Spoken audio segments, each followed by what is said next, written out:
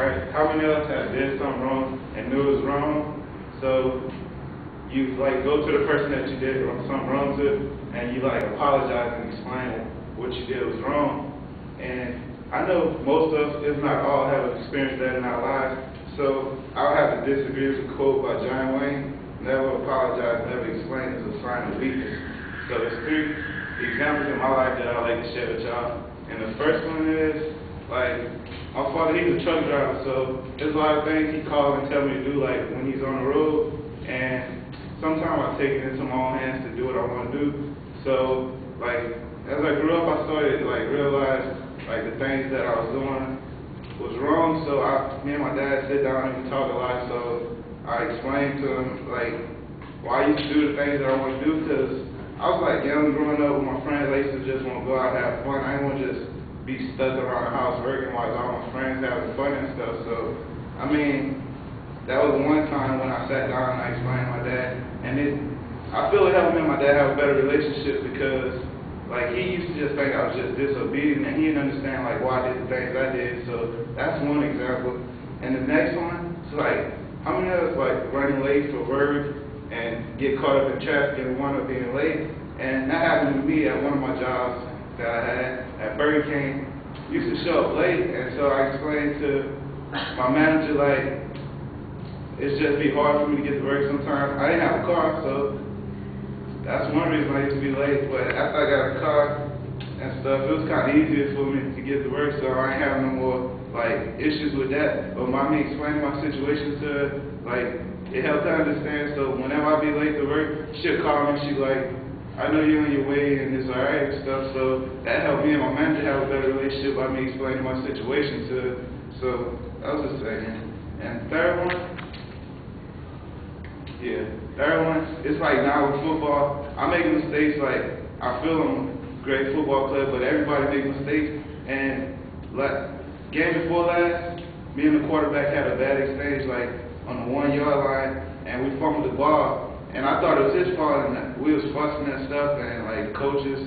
So, but we watched film every Monday, and after I realized it was really my fault, I went in and apologized to him, and like I told him I was sorry. And I don't feel that's weakness. I feel it take a man to understand his mistakes and apologize for it. And I knew I was wrong, so I went and apologized. So in the end, I think it's more about character and responsibility when you can take it up on yourself to know you're wrong and apologize.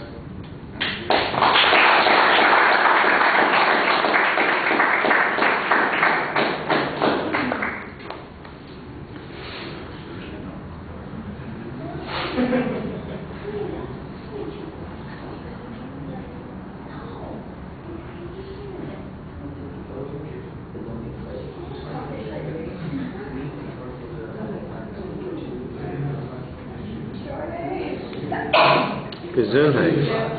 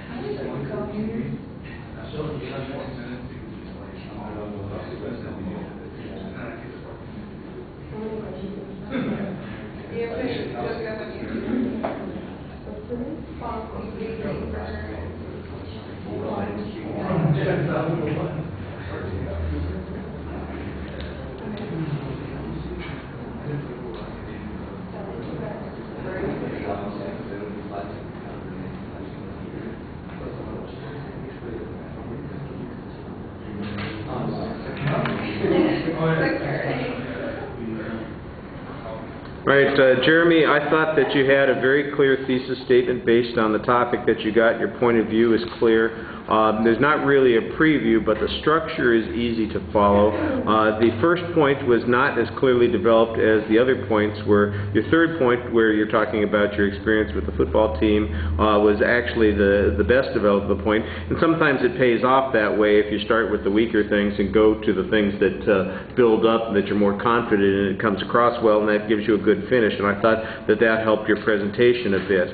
On the presentation issues, your voice projects pretty well, but you are not always as clear in enunciating what you're saying, and part of the problem is because you're rushing. All right, you need to slow down just a fraction a little bit. Take your time as you're speaking to the audience. It sounds a little bit like you're trying to catch your breath the whole time that you're speaking, get through the next thing. And I think if you could relax a little bit, you'd be a lot more natural, and it would also be easier to pick out. It's not that I couldn't understand what you're saying, but sometimes it's a little bit harder on the audience trying to catch up on those things. And if you would just pace it a little more, I think it would be much smoother. Your gestures, you got some natural gestures. You don't seem particularly involved that way, but they reflect the way you're speaking. I thought that you looked animated and very naturalistic when you're talking to us with your facial expressions, and your eye contact was solid. You look confident, maybe a little bit stiff when you're up there. I thought you relaxed a little bit during the presentation, but you could be a little more engaged that way. And at the end, I think you come back and you kind of remind us, here's the point that I was trying to make. And that's the whole thing that you need to do with an impromptu speech is remember, what was the point I was trying to get across to people? Remind us of that, say it in a pretty clear way, and I think you'll be in good shape. And I thought you did that nicely. All right, thank you.